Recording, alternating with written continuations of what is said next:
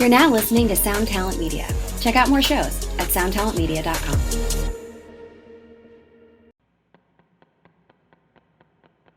This episode is brought to you by Summer School Electronics. Summer School Electronics is a pedal company from Syracuse, New York, making incredible stuff. There are a few Summer School devices knocking around the shred shed, and I can tell you from personal experience, they sound great, they hold up, and Mark is a super cool dude.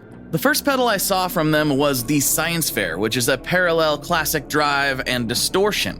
And now they've released a new parallel concept called the Class Reunion. The Class Reunion takes a 90s muff style circuit and combines it with their Trash Panda, which is like a soft clipping, high gain amp in a box style circuit. And it is a super versatile combination with all kinds of clipping options, parallel blending. It's really rad, a really cool idea, and I think you should check it out. So go over to summerschoolelectronics.com, that's summerschoolelectronics.com, and check them out today.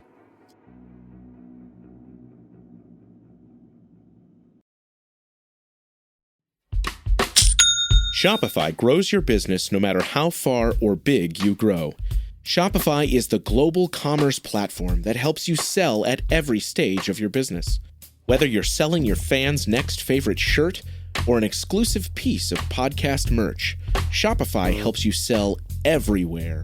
Shopify powers 10% of all e-commerce in the US.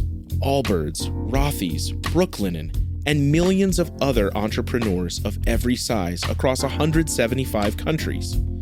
Plus, Shopify's award-winning help is there to support your success every step of the way. Because businesses that grow with Shopify. Sign up for a $1 per month trial period at shopify.com/income, all lowercase. Go to shopify.com/income now to grow your business, no matter what stage you're in. What is up, everybody? Welcome back to another episode of the podcast. Thank you so much for hanging out. I know. You're probably wanting me to do a different intro. Stop thanking everybody, but I can't. I can't believe that so many people are still tuning in after all these years. Thank you. It truly means the world. This week, I am talking to Mike from the band Boston Manor, and we get super gear nerdy. We get back to the roots a little bit. I know sometimes this podcast can be not as guitar focused as maybe the title may suggest, but this week we are really hitting the gear train heavy. You guys know I just go where the conversations lead, and this week they led to the 7 Series pedals from Ibanez. So we get into all kinds of stuff. We get into his rig. We talk about real amps. We talk about pedals. We really get into it. This is a really fun episode, and I think you are going to enjoy it very, very much. Also, this is my post-birthday episode. I'm now 36 years old. Kind of weird. I'm knocking on the door. 27 is when I started doing all this, whatever I'm doing, this online guitar stuff. And it's kind of weird to be actually really knocking on a decade. That's about to happen. Next year will be 10 years that I've been doing all this. And I wanted to just thank everybody again for being there for me for so long. And please share this with a friend, because that is what keeps this thing going, keeping this audio podcast train rolling. Oh yeah, also I wanted to thank everybody who messaged me. Everybody was so kind on my birthday. Thank you for shooting me all the messages on social and to the text chat and all that good stuff. I haven't received that many messages in a very long time. That was very, very nice. Everybody was very, very kind and supportive. And so thank you for all of that as well. It really, really does mean a lot to this starting to get gray gearhead over here. So anyway, thank you all so much. Let's get into this episode.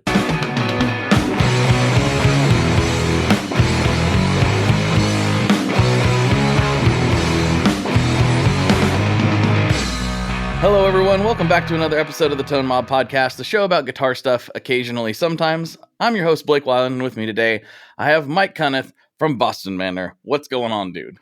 Hey, man. Thanks for having me. Yeah, thanks for coming by. I appreciate it. Coming by. I always say, like, yeah, here we are in a completely different environment than we Well, we're in normally your world am. now. You know? So, I pretend that this is a guitar show, but really it's more of a people show. So let's go back to the early days and talk about you. When did you start playing guitar, and how did you develop this insane, crazy life that you've made into a career somehow? It was a bit of a road, to be honest. Like I actually picked up the guitar really late on. Mhm. I've always loved music, but because I kind of like moved around a lot as a kid, and whenever I was at a different school, so my education is patchy anyway. But whenever I was at a different school, my music teacher they just didn't know what to do with me. They were just Mhm. like, "You are just terrible at all of this," and I was kind of just left to my own devices a little bit. Mhm. And I kind of just didn't really see any point in doing anything in that class because it was just so far removed from like the stuff that I really liked. But then both of my brothers started playing guitar, and I was interested, and I had a little acoustic guitar that was my mom's, like a classical thing with nylon strings that was really difficult to play. Like the action was super high, but I just liked it. You know, I just liked how it felt in my hands, and I just liked the sounds that it made. And then for Christmas, my parents got me this really, really cheap like Encore guitar. This was like when I was like 17. Okay. So I picked it up quite late, but as soon as I got it, I was immediately just obsessed with it, and just completely captivated by like everything about it, like the way it looked. It was just like an Encore Stratocaster. It was like had like a see-through blue wood color, and then it had a tiny amp that was like this big, and the amp had stuff like under the distortion button there was like a label that would say stuff like beef or like frazzle, and just like, you know, weird words. It sounded like there were just a bunch of like crisp flavors or whatever. So yeah, I started playing, and I went to university, studied biomedical science there, but like I didn't really like the university lifestyle too much. It was a bit like, it wasn't really for me. I was more into like going to gigs. I'd sit in my room and practice guitar a lot and play a lot of guitar, find out what I really liked. And basically, after I finished uni, I ended up working as a biomedical scientist for about 8 years. And during this Okay. time, my brother and I are just like in local bands around the area. We met up through, so there were other local bands, and we met Ash and Jord through doing that, and Henry as well.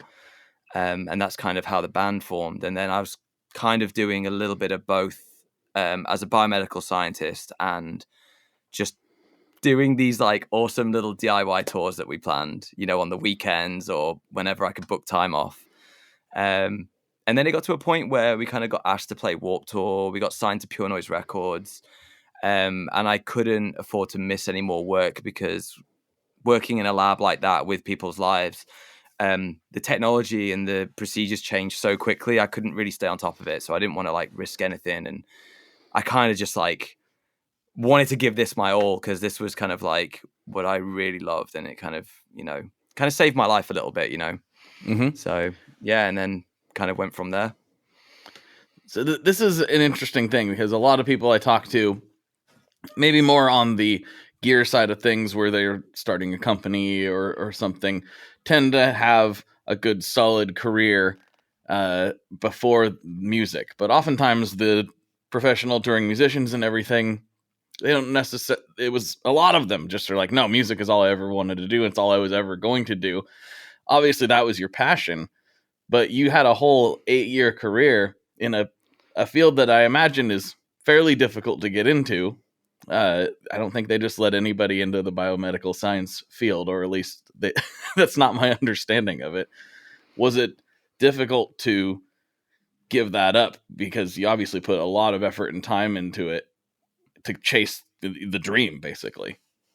Not at all. Like I was never really, it's kind of strange. Like I really struggled through school, and I really struggled through every aspect of education and academia.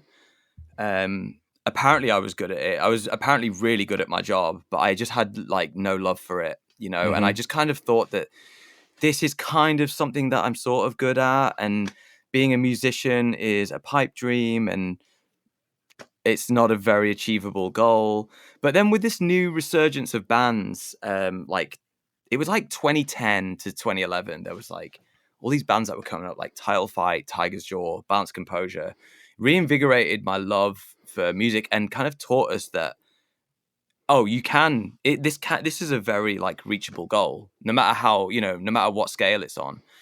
And to be honest, like it really just like reinvigorated my love for music again properly, and I was just like, it was like some of the best years, like it was, we always talk about this in the band as well. It was a great summer when we all got together, and nothing but like really fond memories of those days. Like it's so weird. It wasn't that long ago, but we get nostalgic about it. I say it wasn't that long ago. It was like a decade ago now, but I know it's so it doesn't weird. feel like it. It doesn't feel like it, but we get nostalgic about those days. So no that is the long answer to I don't miss my previous career. I'm interested in science, and I do like a lot of those kind of aspects, and especially where science meets almost like spirituality in a way, and there's a bit of a gray area or a crossover. That's the kind of thing I'm interested in. But to be honest with you, when I worked at the hospital, it started feeling a little bit monotonous and a little bit like factory work, and it was definitely interesting. It was interesting in some ways, but it was hard to be creative in that field, if you know what I mean. I do. Yeah, I totally understand.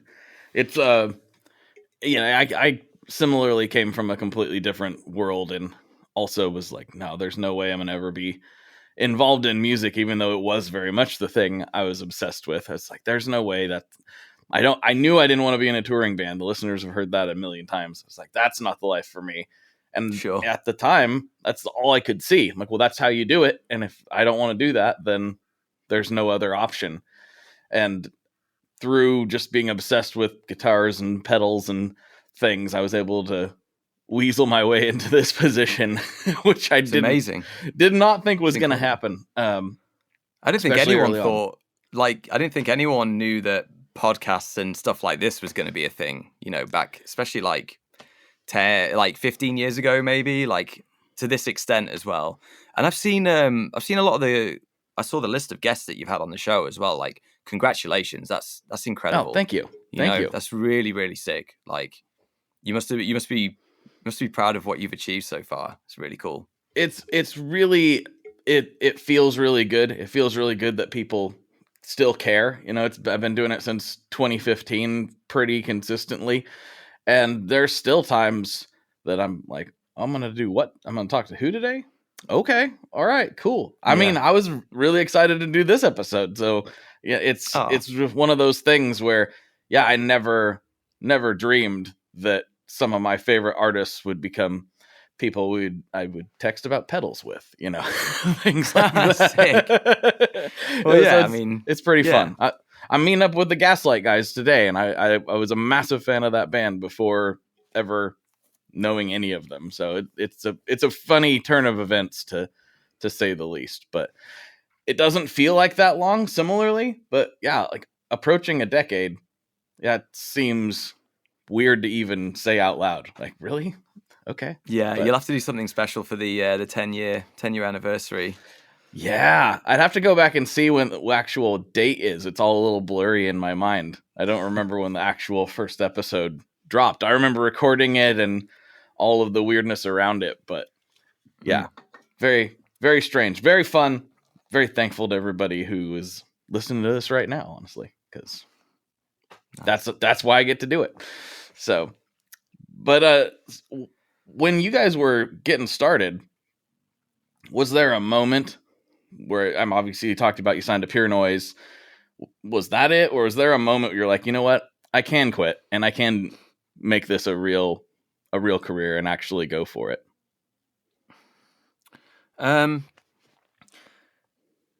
I'm not too sure, to be honest, because I really, like, when I quit, I was able to kind of come back and work like the odd couple of days every now and then. I still don't think we were getting any money for what we were doing, really. I think we were all still working our like temp jobs, and we still have jobs to this day. Actually, we quit when touring was really heavy, especially like before the pandemic. We all quit our jobs entirely because we were constantly away. There was just no way of having a job, you know. Whether it was back-to-back tours, and sometimes it'd be back-to-back tours plus recording for a month in New Jersey, just all of that kind of stuff. It was just like, it was a whirlwind. But yeah.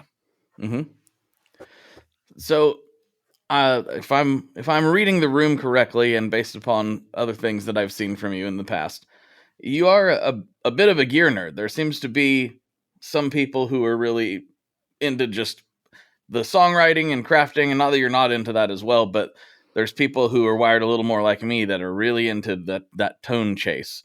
Do you find yourself falling into one of those camps or somewhere in between?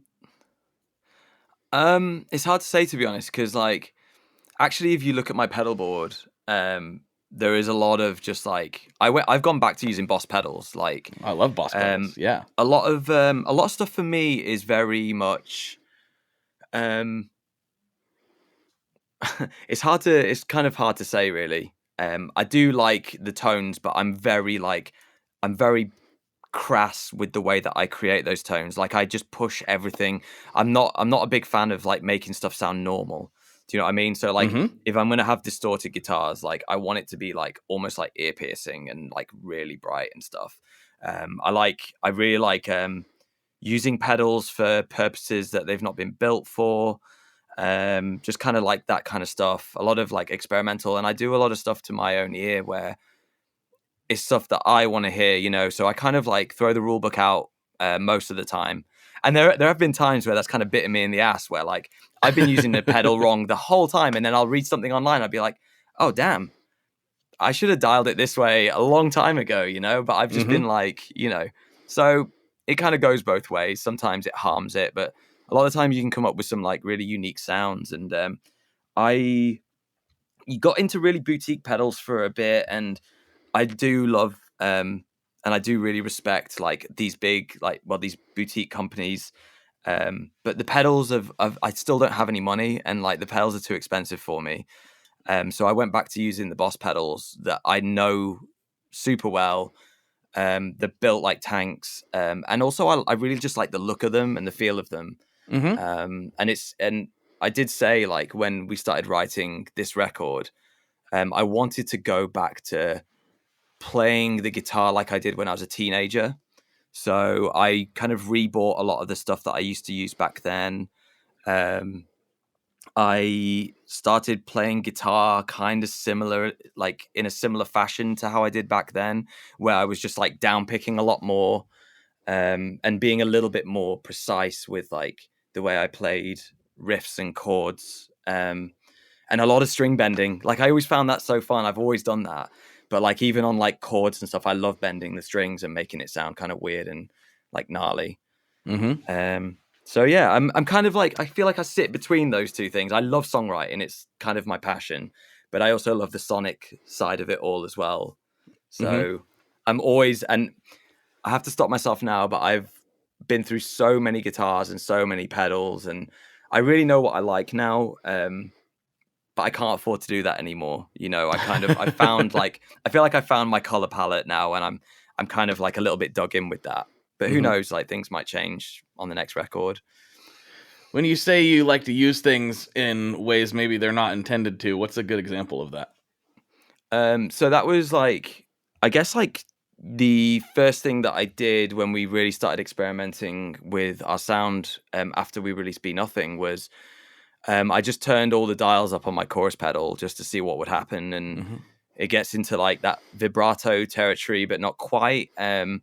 That paired with just like kind of like overbearing reverb and octave pedals.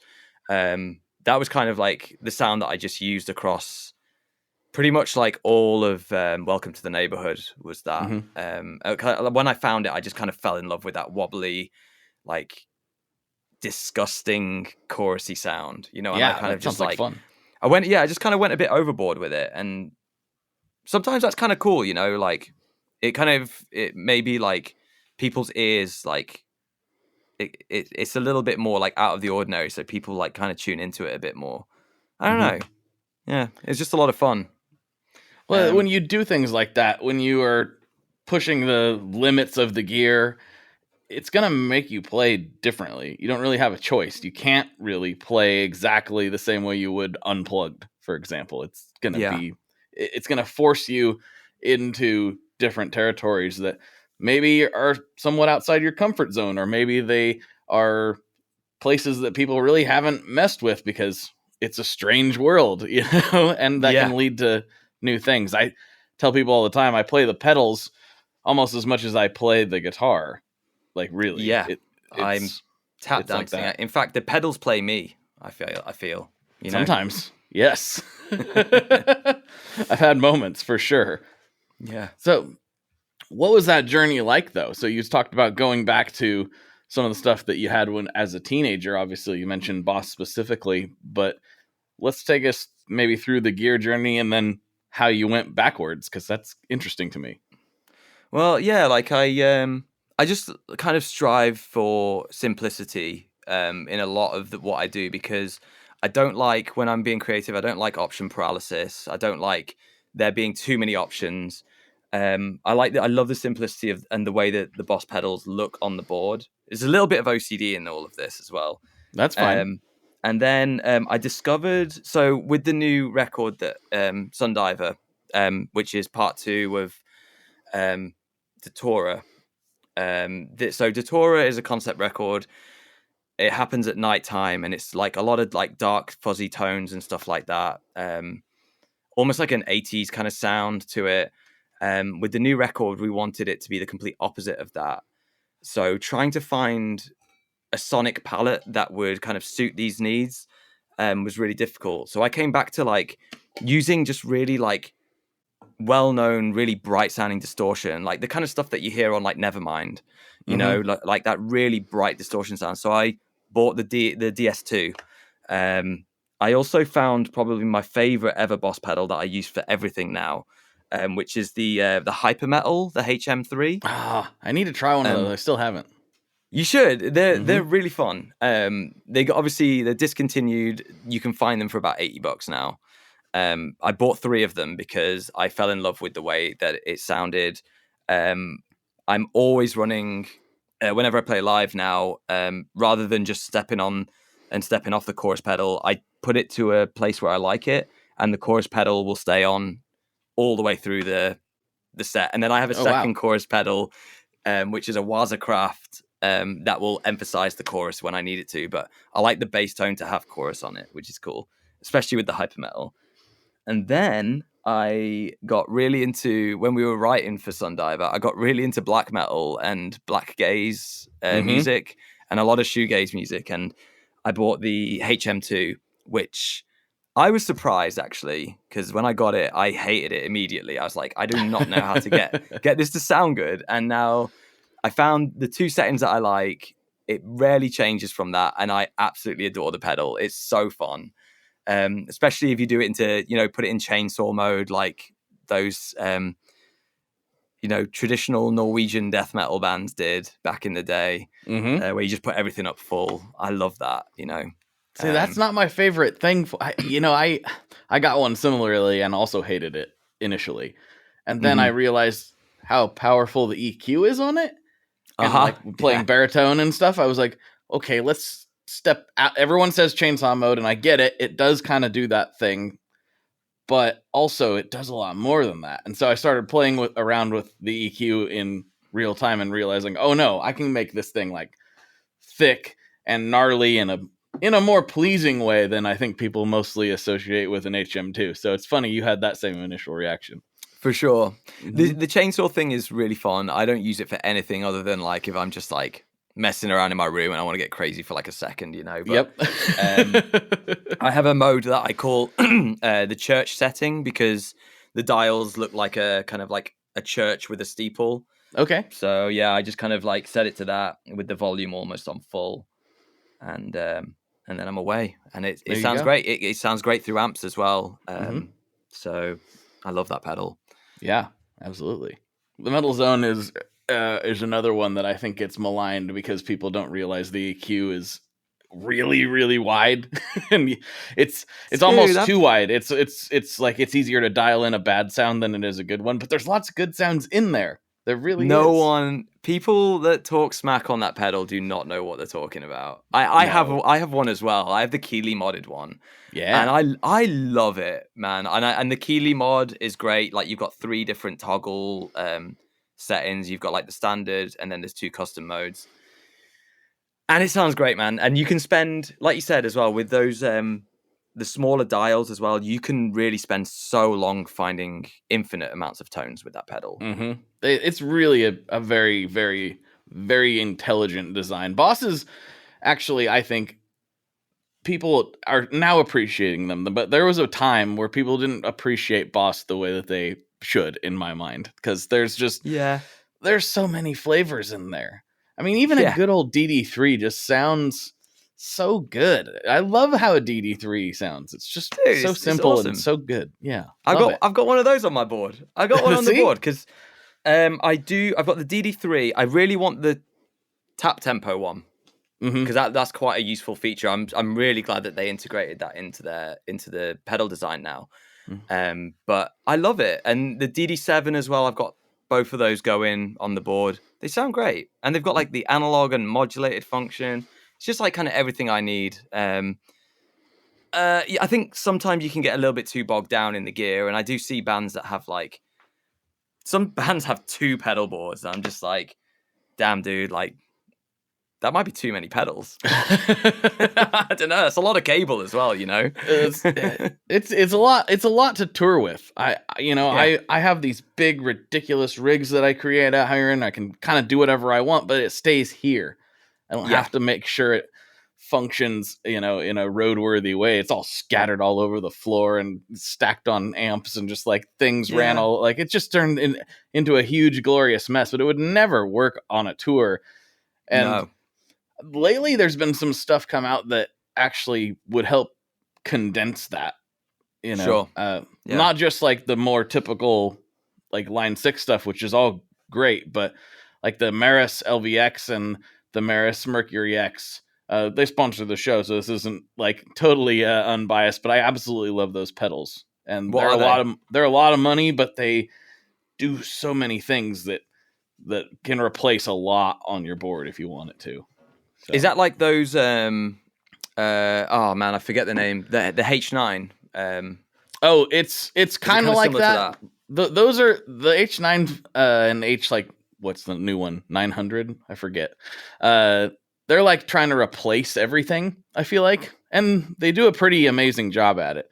But the Meris stuff is more like, so the LVX is their delay and the Mercury X is their reverb. But to call either of them just that without diving into the menus and seeing all the stuff that they can help you create, you can kind of like design your own signal path with different stuff that isn't always typical. There are typical sounds in there, halls and plates and all that stuff too, but you can also just create completely new stuff with it, and stereo ins and outs and MIDI and all the stuff. I can fit a lot of my weird, complicated stuff into these now, which is pretty helpful.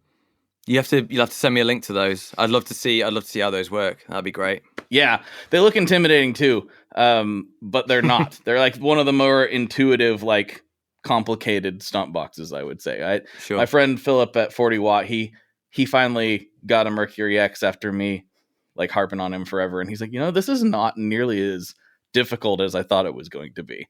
It's very intuitive. That's good to know. Yeah. So. I used to have like a couple of those kind of style pedals, but they were like those crappy like Digitech or Zoom pedals, just because you just got a lot of effects for less than £100, Exactly. Yeah. Totally. Is it something kind of like that where you flick through settings, change like the chain and stuff like that. Obviously, a lot better than that, but Yeah, it's a lot better than that. It's save more patches like and stuff. you can do that. Yeah, you can save patches and things. But like when I am developing stuff, it's like, oh, do you want this kind of modulation to go to this output, and then maybe this one has this kind of modulation to it? Like, or do you want to have? They've got a mode in there, and I'm not even sure how they did it in the Mercury X. That's just Gregorian chant.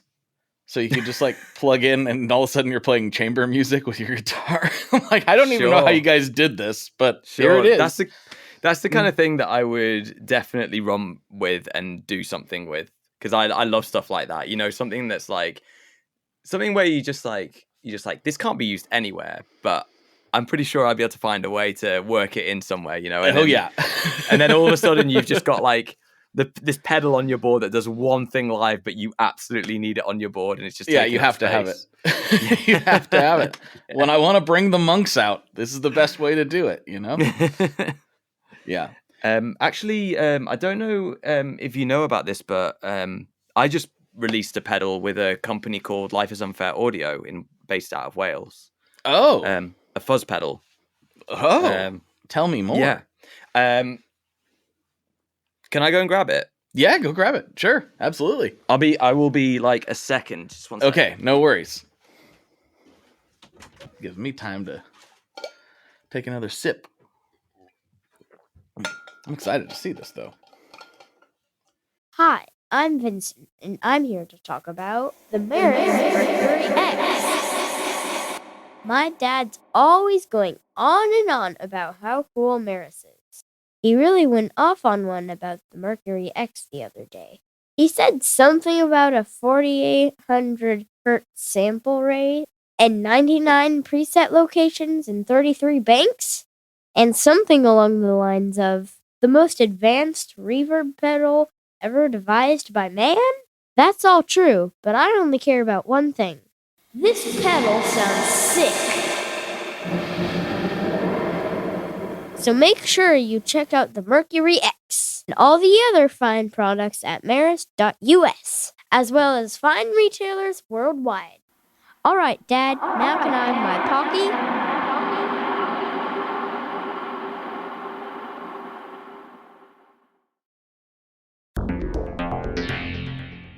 How exactly do artists get their music on Spotify, Apple Music, Deezer, Tidal, all these services? How in the world do you get your music there?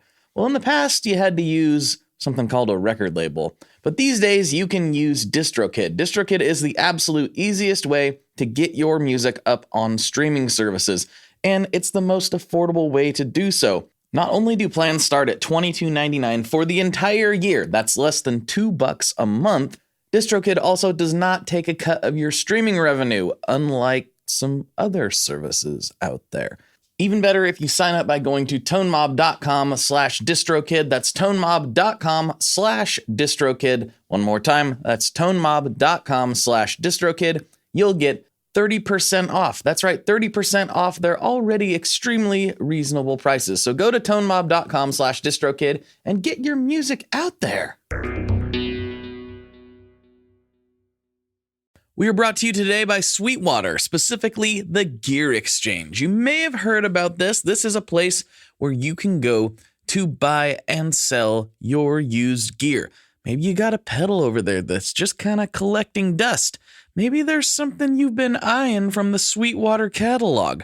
Well, right now is a great time to turn that unused gear into something you're actually going to use. Even better, if you sell on the Gear Exchange, you can keep 100% of the sale as long as you choose a Sweetwater gift card as your payout method. That is not too shabby because, let's be honest, most of this buying and selling we do is just to fund new gear purchases, and that is a great way to reach a wide variety of customers and keep 100% in your pocket, or rather on your pedalboard. So go check out the Sweetwater Gear Exchange and turn that unused gear into something that's actually going to help you write that next huge riff.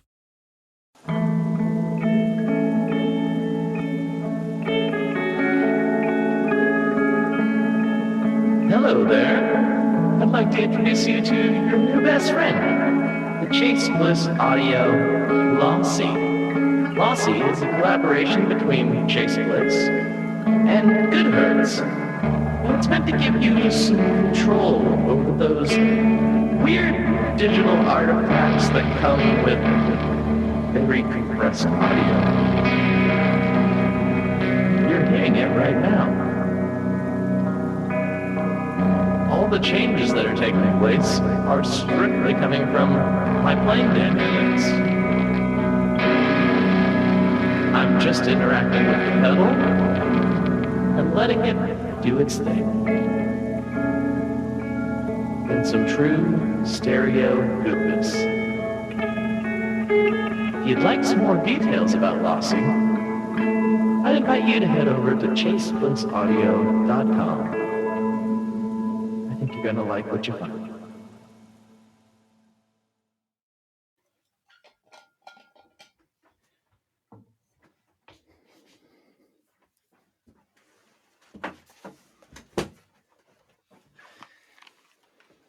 I wasn't sure if this was going to be. I wasn't sure if this was going to be filmed, so I forgot to bring it up with me. Oh, but no worries. So this is the box that it comes in. It's been released now. It came out just this month. Okay. And it is called the Bad Machine.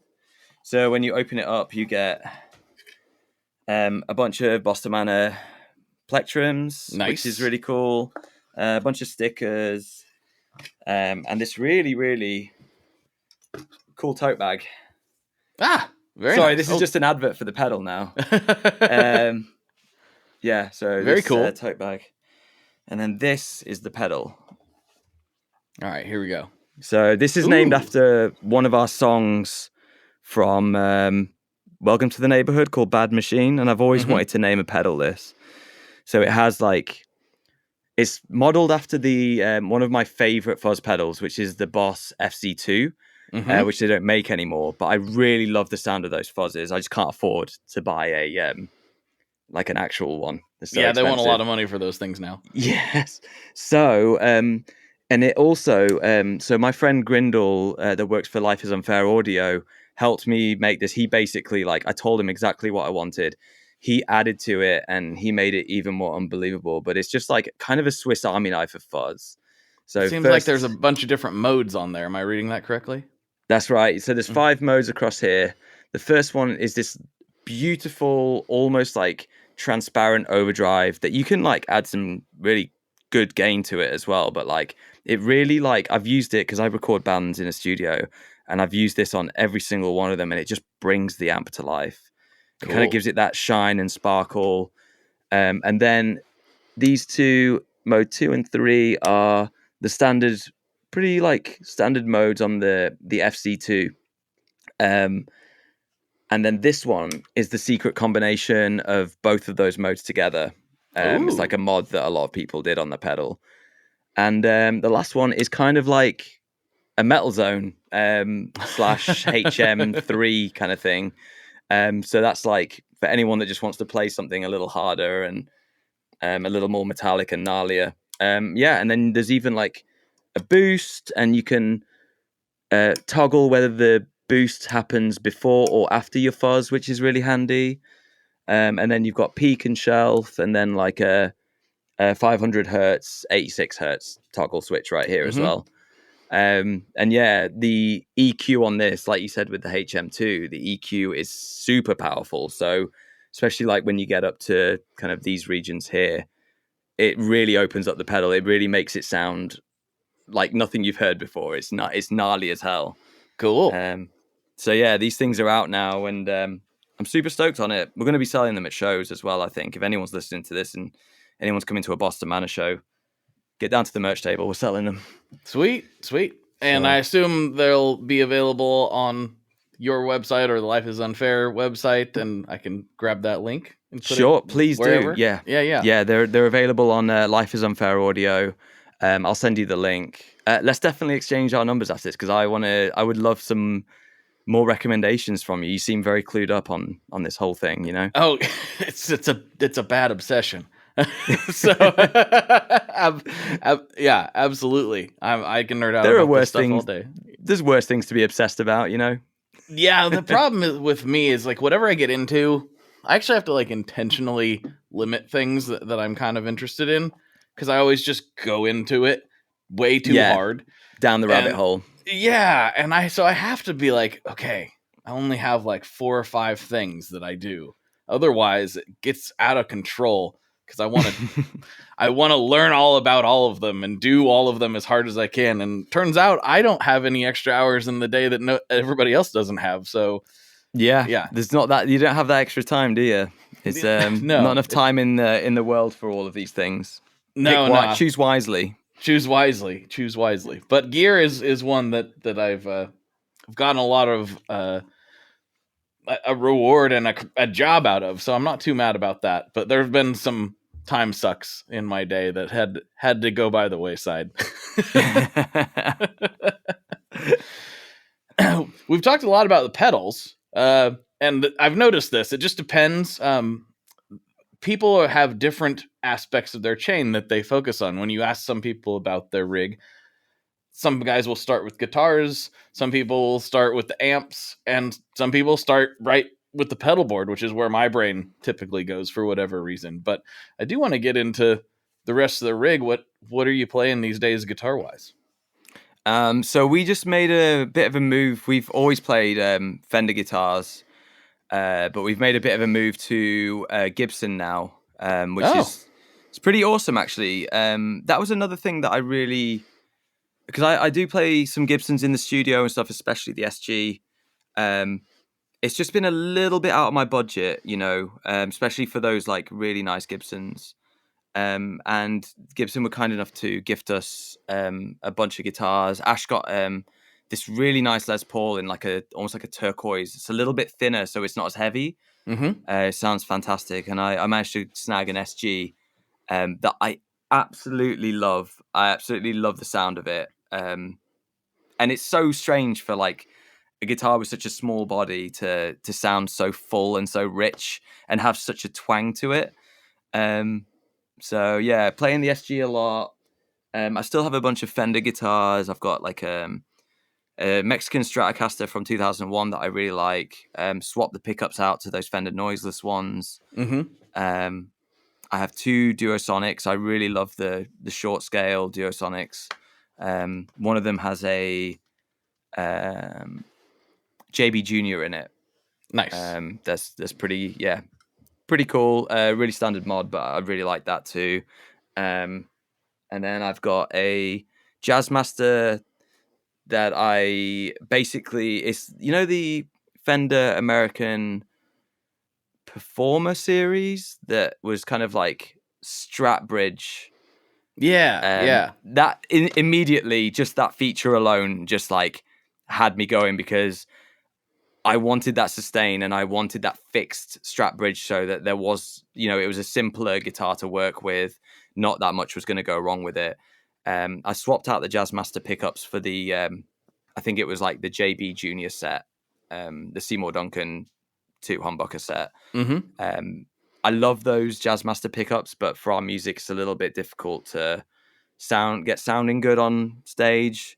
A little bit thin sounding, you know. So it was a bit of a bummer that I had to switch out to the humbuckers, but I still like it. The sound is great, especially on the neck pickup as well. And then Ash has got a 72 Telecaster, which has been a staple on a lot of our records for rhythms and stuff. It just is, a lot of the times it's just unbeatable for tone. Mm-hmm. So. Yeah, I'm a big Gibson guy. Well, I own more Gibsons than anything else. I started on a Les Paul.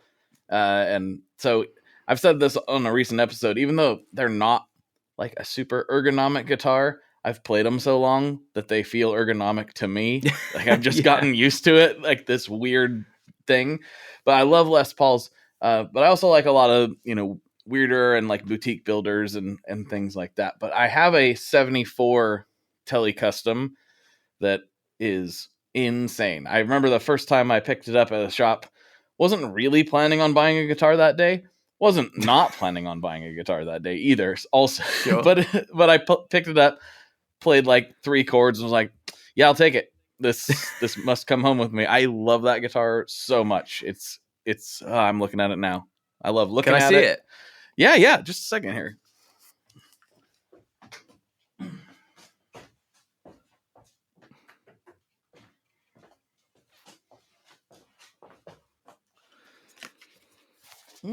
Oh, is that a rosewood Headphones neck? I back on. see. Oop, there we go. Yeah. Oh, hell yeah, man. That is a classic. Yeah. That Love this thing. Single coil pickup is so powerful, isn't it? Oh, that's like the spanky. perfect combination. You get the wide range humbucker in the neck with the typical Telly single coil bridge. Mm-hmm. I love this guitar. It's despite me being like a Gibson guy at heart. I'm even wearing the hat like I am all the time, but like I love this. This Fender just crushed it with this design. In my opinion, I love it so much. And it's amazing. We actually use that a lot. We didn't get to use it on the last album we just recorded because it was broken, but that was our producer's main guitar, and it's unreal. It's unbeatable. I didn't think a single coil like that could get so heavy sounding and so spanky. Man, I'm with you on that. And no judgment, man. Like there's been a few times where that right guitar falls into your hands and there's something that you can't explain. And you're just like, yep, I'm taking it. It's perfect. Like it's the feel of it. And I feel like no two guitars are the same. Like I had that with a Telecaster as well that I immediately bought, and it was just like a Mexican one, but I regret selling it because when I went back to get a Telecaster again, nothing really felt like that guitar or sounded like that one guitar. So there's something to that, man. I mean, I was just my friend Robert Baker, he has a pretty big guitar-based YouTube channel. I was just recording with him in Nashville, and he was talking about this Fender American Pro 2 Telly, like a pretty new one. He's done some modifications to it, like kind of sanded the gloss off of the back of the neck and that kind of thing. Put a bender in it, so that's pretty fun. But like, it's definitely not stock, but it's such a good Telecaster now.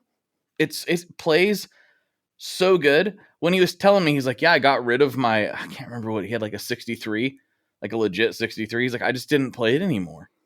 I kept playing this Fender American Pro 2, and I ended up selling that Telecaster, his vintage one, because he's like, it's just sitting there. Yeah. And I was like, you're insane. And then I played that guitar. I was like, this is a fantastic Telly. I don't know what it is about it. It's not obviously worth as much. It's not the one that everybody drools over, but you find one and there's like no scientific explanation for it. You can't really make sense. It's like, this is the one, man. This is it. I don't. It's different for everybody. Definitely. And dude, you're totally right as well. Like the how much the guitar is worth means it's never really meant anything to me. You know, if I find a decent Squire model as well, like I will happily play that. I don't care about the label or if you find that guitar, it doesn't matter, you know. But yeah, I don't know. Some people like the whole bragging rights of a guitar being really expensive, I guess, but I don't know. It was never an important thing to me. I have some really nice guitars. I have a $30 guitar that I love. It's all over the place. I just love guitars. If it resonates with me, it doesn't have to make sense, you know. Exactly. It's not just expensive ones. I definitely have a range of sub $1,000 guitars that I play every week, constantly. So yeah, it's just go with whatever speaks to you. That should be the goal, I think. For sure. I love that. What do you use amp wise? Have you gone to the dark digital side, or are you sticking with the tubes, or how you doing? We'll probably. I don't think we'll ever move over to digital. Lately as well, just like we, just kind of like playing some of the shows that we've been playing recently, and even like looking back at some footage.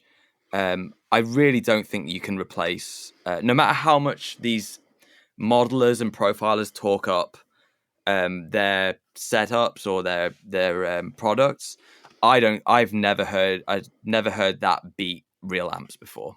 There's something about it for me. It's a real pain in the ass, like finding, especially if you're traveling abroad and you're touring abroad and they can't get the amp that you want, but we just make it work. It's just kind of like, if we can find a good bass, clean sound, we're using pedals anyway. We'll never go over to the digital side.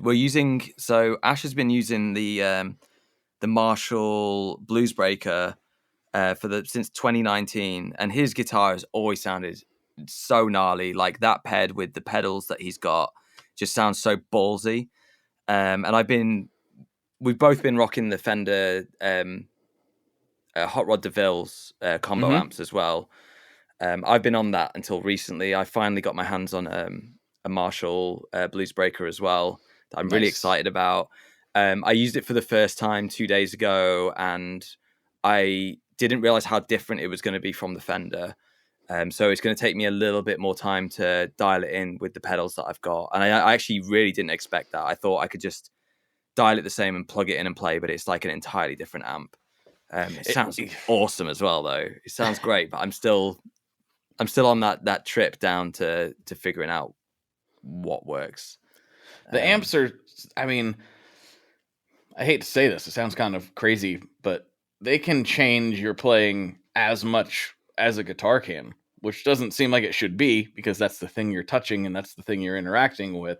But the way that certain amps compress or don't compress, or how they respond and how it feels to play that particular amp, really, really can change your playing dynamics and your whole thing. So going from the Hot Rod DeVille to, I haven't spent a lot of time with the Bluesbreaker, but I have a little bit, and it just has a little more give to it, a little more.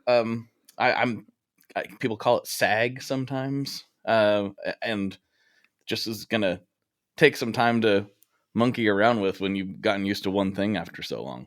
For sure. I mean, we've already, because Ash he did this as soon as he got it, but he jumped the channels. So because it's got 2 channels, just a patch cable from 1 to 2, and then you can blend both channels, and both of them sound quite different from each other. Mm-hmm. So that's quite a nice feature, and a little bit more, kind of gives you a little bit more options for your the way you want things to sound. I really like it. It's a really heavy amp. It's like, because I'm quite a small, skinny guy as well. Like it's hard to carry around. But I bought a nice 2x12 cab for it as well. That I found secondhand on eBay. I love buying secondhand stuff, by the way. I barely get anything brand new anymore. So I'm gonna get, because we went down to the Marshall factory to pick this thing up, and Joel, who gifted me the amp, and Ash the amp, who's a sick guy, great company. He said, like, you can take the front panels off. I don't really know what you call it. You know where the speakers are. Mm-hmm. He said, send them down to us, and we'll screen print whatever you want on them as well. Yeah. So awesome. We're gonna get some like gnarly, weird looking designs, and amps just look so good on the stage as well. Yes. You know, like it's almost like a nice furnished room. You know, it's like, it's classy looking. I've seen a lot of bands performing without amps, and it still looks a little bit strange to me. I'm not used to that. And a lot of bands that use the digital thing will tell me so much about how great it is, and how they can use the digital thing to drop tune their guitars. Mm-hmm. And I really, really hate the sound of that. Like, I don't like you said with the responsiveness, I don't like the string to feel like it's tight, but it's drop tuned. Mm-hmm. If you know what I mean. Like, it goes against all of my instincts, and I'm not a fan of it at all. So I think we're going to stick with the pedals and amps as long as we can anyway. And probably maybe be the last and only band to be playing them. One Hit Thunder is a podcast where we both celebrate and have a good laugh about bands and artists that had just one hit that we all know. Each week, we're joined by a guest from the world of music or comedy to learn more than you ever thought you would about some songs that you can't forget. And we decide if they brought the One Hit Thunder or were nothing more than a one-hit blunder. Look, if you listen to the show, you're probably going to laugh, and I guarantee you're going to crush next time the bar has music trivia. Tag Team, Jane Child, Meredith Brooks, Looking Glass, Sean Mullins, Eiffel 65, EMF, Crash Test Dummies, Crazy Town, Chumbawamba. We have hundreds of episodes in our back catalog and a new episode each week, so pass the Dutchie, make sure you're connected, and subscribe to One Hit Thunder wherever you get your pods. Hello, Tom May here, host of Future Friday. I've spent the last 15 years on the road with my band, The Menzingers, where I've met all kinds of wild and fascinating people. So I started a podcast. On Future Friday, I talk to fellow musicians about the moments that made them, their passions outside of music, and the curiosities that tie us all together. I've also talked to the likes of UFO researchers, magicians, soldiers, and documentary filmmakers, and I'm constantly searching for folks that can shape and change our view of the world. You can check out Future Friday wherever you like. I think they're coming back. I think so. I think it's just a matter of time before we see more like Dinosaur Jr. type rigs again. I think people are going to miss that. I think it's going to be a thing where, digital's really going to take over. Like, and it pretty much has for most people on tour, I feel like. Mm-hmm. But I think people are going to crave the ridiculousness of having two full stacks behind them again at some point. I think absolutely. I just think it's going to happen. Absolutely, it's in our DNA. Things come back round as well. Everything happens in cycles. I think the digital thing is convenient, for a lot of people. And I also think you can get a little bit complacent with it as well, because you're kind of dialed in and that's it. You don't have to think about things. But when we're playing, we're changing things up all the time. And if you see us play, a lot of the times we don't sound like the record. We try to get, when we record the album, we try to get it as close as we can to how we sound. But like when we play live, there's just a little bit more, I don't know, we just kind of push things a little bit further. And it's really cool to do that with the amps and pedals as well. And just go like, oh, I fancy just that being a little bit ballsier in this section, let's do it. Let's do it right now, you got those controls right at your fingertips. I feel like there's less stuff that can go wrong with like this. And when stuff does go wrong, there's normally like a pretty easy fix with an amp and a pedal board, But when those things go down, when those like digital things go down, if you don't have a spare one, you're kind of screwed. Yeah, that's it. That is true. It's a showstopper.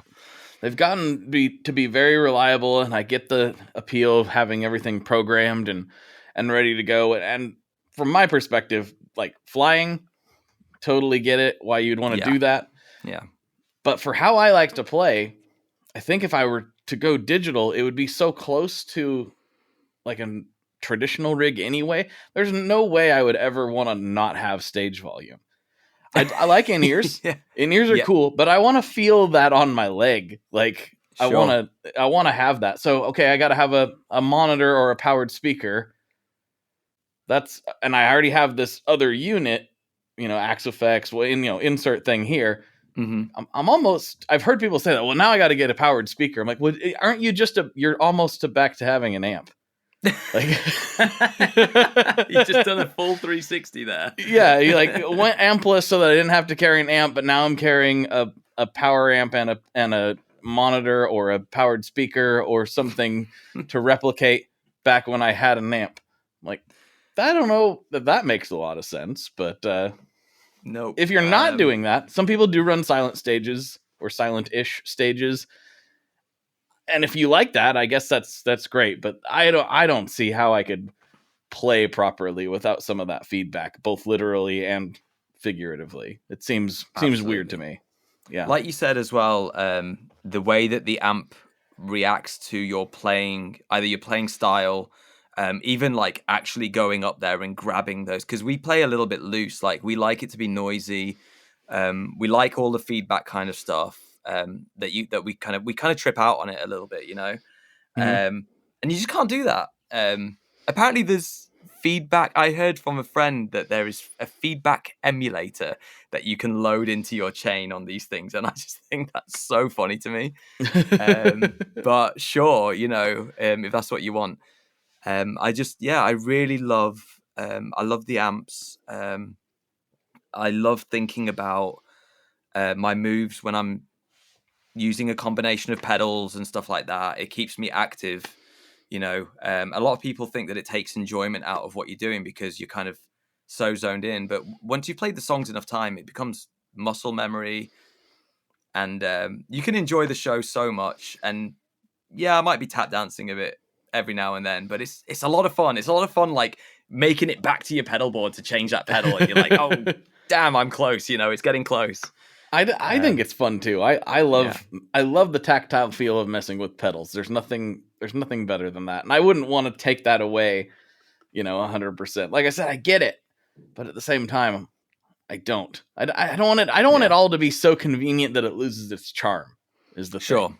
Yeah, and like I know I've been talking a lot about like those digital things, but like I've heard like. I use a lot of like the neural stuff at home, like the amp profilers and stuff for like home recording and stuff like that. I think they're awesome. I think what they've done is incredible. Like the products are very slick. It's amazing that they've actually managed to do what they're doing. It's just not for me, But I love it. I love that you can, if you felt compelled to, travel with a rig that is no bigger than that. It's really cool. Cool option to have if you need it. Well, I've fallen into like, I think the best piece again, look, just commercials for all the things that we love on this podcast is what we're doing today. But I love the Boss tube amp expander. I think it's the best piece of gear that I own that isn't a guitar. Right? What is that? It came out in 2019. It's about it's the size of like maybe like one of those small heads, right? It's pretty compact, but what it's designed to do is to plug your tube amp into it and do exactly what it said, expand it. So if you've got like, maybe you like the sound of a cranked Fender Champ, but you're playing decent sized venues, that's not going to cut it, right? You could run this, it has a 100-watt power amp built into it, and run your Champ into it, and then run that out to a bigger speaker. So you could play with that same amp in a larger setting. Or what most people do is scale down their bigger amps. Say they like to play with 5150s or something, but the venues they're playing can't support it. You can have that full-blown cranked amp tone and bring it down to a manageable level while still retaining that feel. The other thing that's beautiful about it, that's classic attenuator and power amp stuff, right? A lot of things do that. Sure. But where the tube amp expander shines is it also has direct outs. So wow. You can run direct outs to front of house with IRs already loaded on them. So say you need to play somewhere that's like, we only do silent stages. You could take your tube amp and the tube amp expander and be able to do that and play with whatever cabs that you're used to recording with at home. You could like make your own IRs there. You could buy some and load them into the unit. It's really cool. And it's got an effects loop in and out. So you can have, built-in reverb and stuff if you want, or you can run pedals in between, something that you couldn't actually do without it. Like you could run pedals in between the amp and the cab if you wanted to. Yeah. That's sick. Can you link me to that as well? That sounds awesome. Yeah. Oh, dude, it's incredible. It's a little bit expensive, admittedly. I think it's like $1,200 or something. Okay. But what it lets you do is incredible. And so I've been running in here like sort of a hybrid setup. So I run the direct outs direct into my interface with some IRs I like. And then I also mic up the cabs. So I have like old school style, new school style, and I can run a direct out with no IRs on it if I want. So I just have a dry sound I can reamp later or do what I love that thing so much. That's sick. That's amazing. Yeah. Yeah, I've never heard of that. I mean, I know about the attenuators and stuff, but I'll have to look into that. That might make things a little bit easier when we're doing like festivals and stuff like that. Maybe it might even be cool to just like maybe even I can rent one out or something like that. Mm-hmm. Yeah. It's a magical device. I feel like it's now just gaining. I think most people know like the Universal Audio aux box.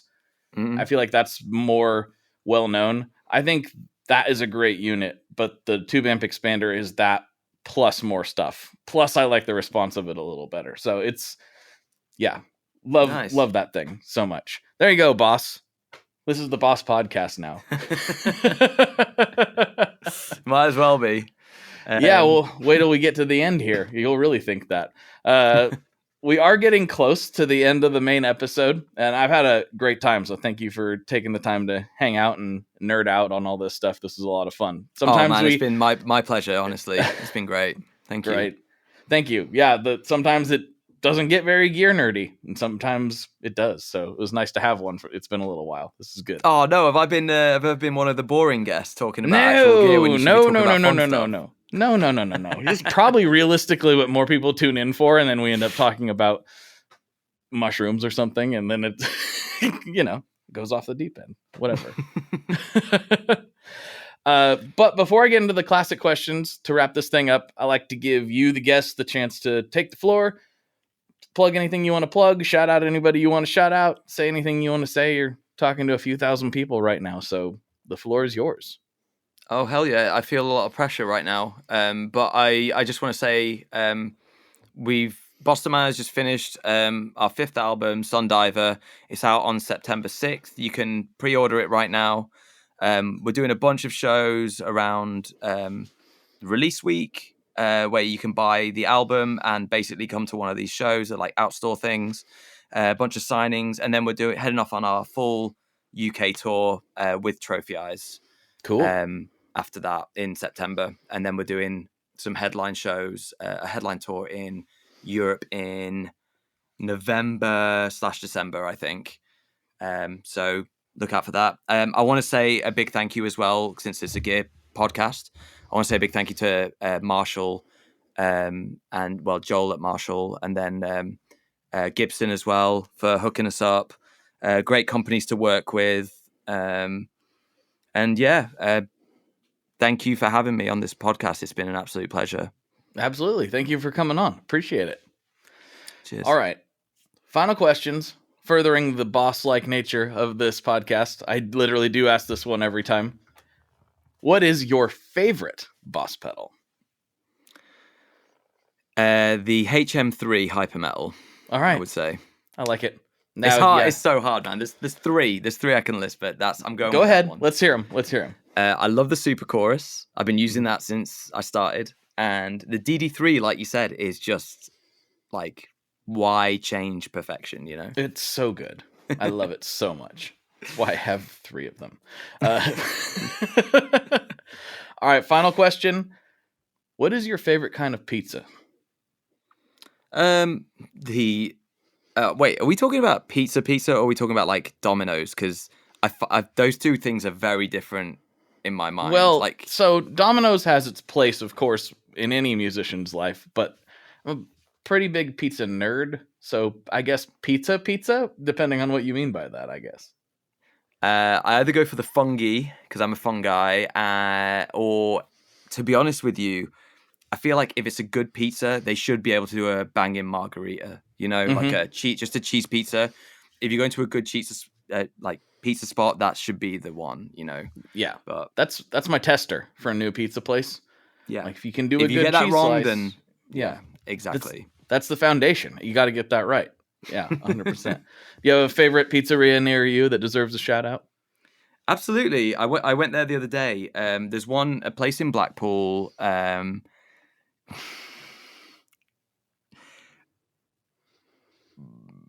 me see. I couldn't tell if you were trying to think of the name or you were hesitant to give it up. I was trying to think of the name. Because I think it's called Pizza Roma.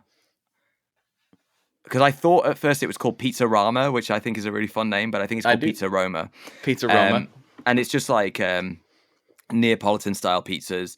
I've actually, to be honest with you, and I know this is like a bit of a bold statement, but I think it might be the best pizza I've had in the UK. No joke. Wow. Okay. Yeah. And I've tried different ones that they've done. Really good. Love it.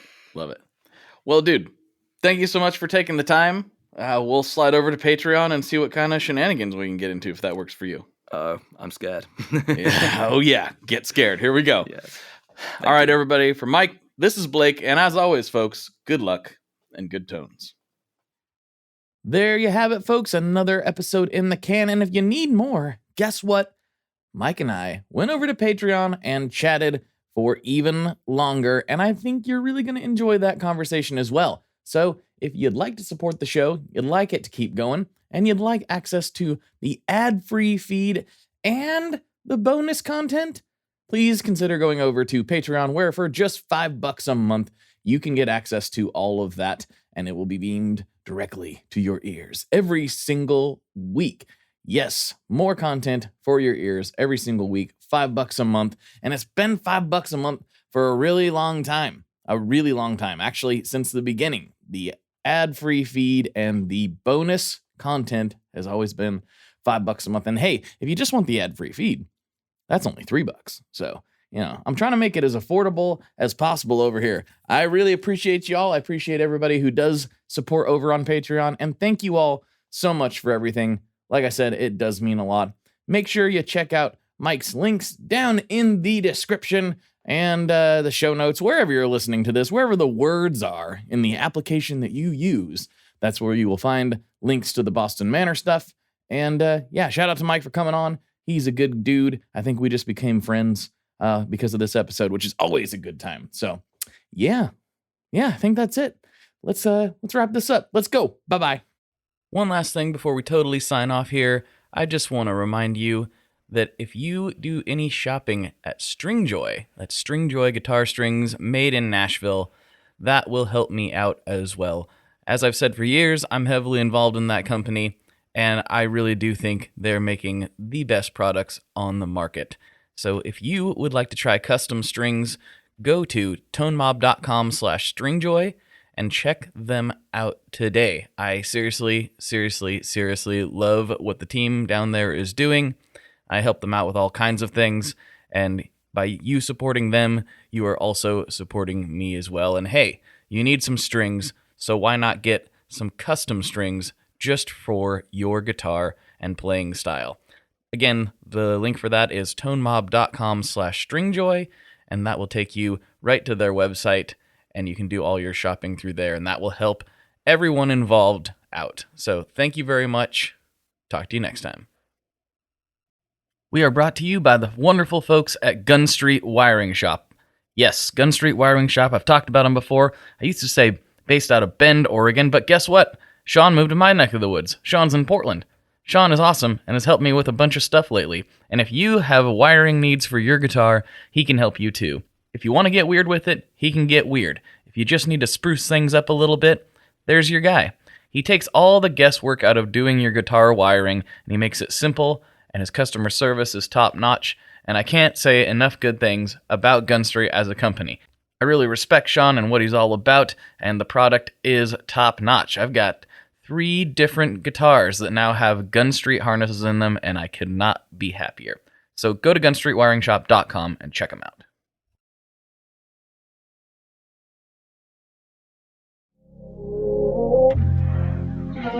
This is the story of Whitney Houston. This is the story of Kurt Cobain. Of George Michael, of Otis Redding, of Amy Winehouse, of Michael Hutchence, Bob Marley. This is the story of Prince. It's a new podcast series about how they died, why they died, and why we're still talking about them so long after. It's like nothing you've ever heard before. It's storytelling. But it's more than that, because rock stars, they tell us how we feel. They change our mood. They change the clothes we wear, the people we hang out with, the way we remember things. It's them who give us those ludicrous moments, the ones where you're jumping around, singing your heart out, feeling understood. And it's those moments we'll help you remember, the ones you're thinking about right now. That feeling. It's coming soon from Crowd Network.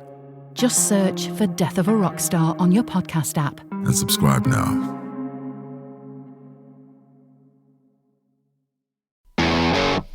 Ever wonder what a punch from Elton John feels like? Or how you'd cope with having turned down the chance to be in Nirvana? Or what signal Keith Richards gives when he wants you to get the hell out of his hotel room? Fans of Too Much Effing Perspective don't have to wonder, because they've heard these exact stories and a jillion others on our podcast. I'm Alex Hoffman, former tour manager for Radiohead. And I'm musician and comedy writer Alan Keller.